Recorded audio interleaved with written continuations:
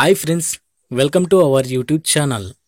Junior panchayat కార్యదర్శి రెండవ list ఎందుకు పెట్టనున్నారనేది మన యొక్క వీడియోలోని ముఖ్య సారాంశం.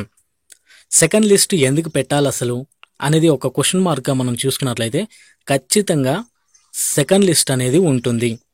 ఎలా చెప్పవచ్చు అంటే, ఎవరైతే ఆ యొక్క పోస్టులకి అర్హులుగా ఎంచబడ్డారో, ఎవరికైతే అపాయింట్మెంట్ లెటర్స్ అనేది ఇవ్వడం జరిగిందో వాళ్ళందరూ కూడా 15 రోజుల లోపు ఉద్యోగాలలో చేరవలసి ఉంది. అయితే ఆ 15 రోజుల లోపు ఎవరైతే ఉద్యోగాల్లో చేరారో అక్కడ ఖాళీ అనేది ఏర్పడుతుంది. ఏంటి వాళ్ళు చేరకపోవడం ఏంటి అని అంటారా? అవును. అయితే జూనియర్ పంచాయతీ సెక్రటరీకి పరీక్ష రాసిన అభ్యర్థులే ఆయా గ్రూపులకు వేరే వాటికి కూడా విఆర్ఓ విఆర్ఏ వేరే వాటికి కూడా రాయడం జరిగింది. అయితే వాళ్ళు కొందరు అందులో కూడా సెలెక్ట్ కావడం అనేది జరిగింది.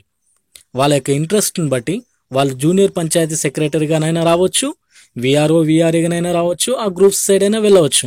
కాబట్టి అక్కడ మనకు ఖాళీ అనేది ఏర్పడుతుంది. అంటే సెకండ్ లిస్టుకు ఛాయిస్ ఉందని చెప్పుకోవచ్చు.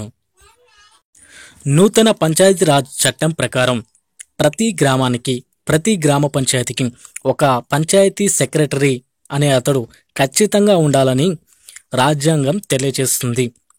గ్రామాభివృద్ధికై వేగవంతంగా పనిచేస్తున్న కేసీఆర్ ప్రభుత్వం కూడా పంచాయతీరాజ్ చట్టానికి లోబడి పంచాయతీ కార్యదర్శులను అతి తొందరగా నియమించాలని ఆతృతతో టీఎస్ గవర్నమెంట్ అనేది ఎదురుచూస్తుంది.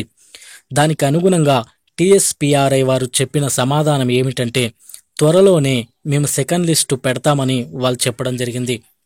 అంత మాత్రమే కాదు, దివ్యాంగుల కోట, స్పోర్ట్స్ కోట అనేవి కూడా మనకు ఉన్నాయి. 90% ఒకవేళ ఖాళీలు భర్తయినప్పటికీ కూడా 10% మనకు ఖాళీగా ఉంటుంది. సెకండ్ లిస్టుకు అవకాశం ఉంది.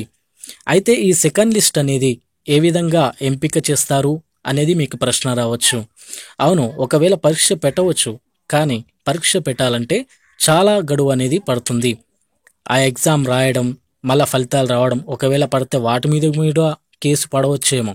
కాబట్టి ఎగ్జామ్ పెట్టే అవకాశం మాత్రం లేదు.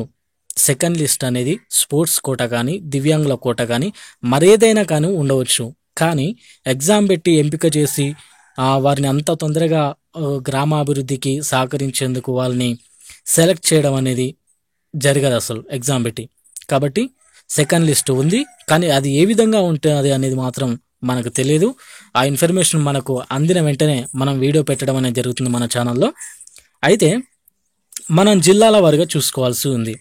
ఎన్ని జిల్లాలకు ఎన్ని ఖాళీలు ఉంటాయనేది మనం కనుక చూసుకుంటే, ఆ జిల్లాలలోని పరీక్ష రాసిన అభ్యర్థుల మీద, క్వాలిఫై అయిన అభ్యర్థుల మీద, మరియు అటెండ్ కాని అభ్యర్థుల మీద, అంటే పోస్ట్ వచ్చినప్పటికీ కూడా జాయిన్ కాని అభ్యర్థుల మీద ఆధారపడి ఉంటుంది.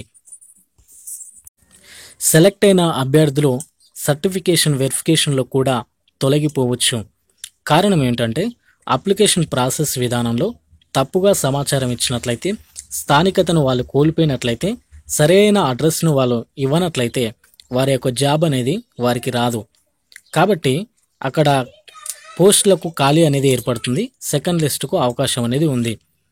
ఎవరైతే సెలెక్ట్ అయిన అభ్యర్థులు ఉన్నారో వారి జిల్లా కానీ, వారి ప్రాంతం కానీ అప్లికేషన్ ప్రాసెస్లో తప్పుగా ఇచ్చినట్లయితే వారి యొక్క అప్లికేషన్ అనేది, అంటే సర్టిఫికేషన్ వెరిఫికేషన్ అనేది రద్దు అవుతుంది. వారికి పోస్ట్ వచ్చే అవకాశం అనేది 100% లేదు. కాబట్టి సెకండ్ లిస్టుకు అవకాశం అనేది ఉంటుంది. ఫ్రెండ్స్, సెకండ్ లిస్టు త్వరలో రాబోతుంది. అయితే ఆ సెకండ్ లిస్ట్ ఏ విధంగా ఉండబోతుంది, ఏ విధంగా కండక్ట్ చేస్తారు, ఏ విధంగా ఎంపిక చేస్తారు అనేది మనం నెక్స్ట్ వీడియోలో పెట్టడం జరుగుతుంది. మన ఛానల్ని ఇంతవరకు మీరు సబ్స్క్రైబ్ చేయనట్లయితే సబ్స్క్రైబ్ చేసుకోండి. దాని పక్కలే వచ్చే బెల్ ఐకాన్ నొక్కి యాక్టివేషన్ అనేది చేసుకోండి. నేను ఏ వీడియో పెట్టినా మీ మెయిల్కి నోటిఫికేషన్ అనేది వస్తుంది.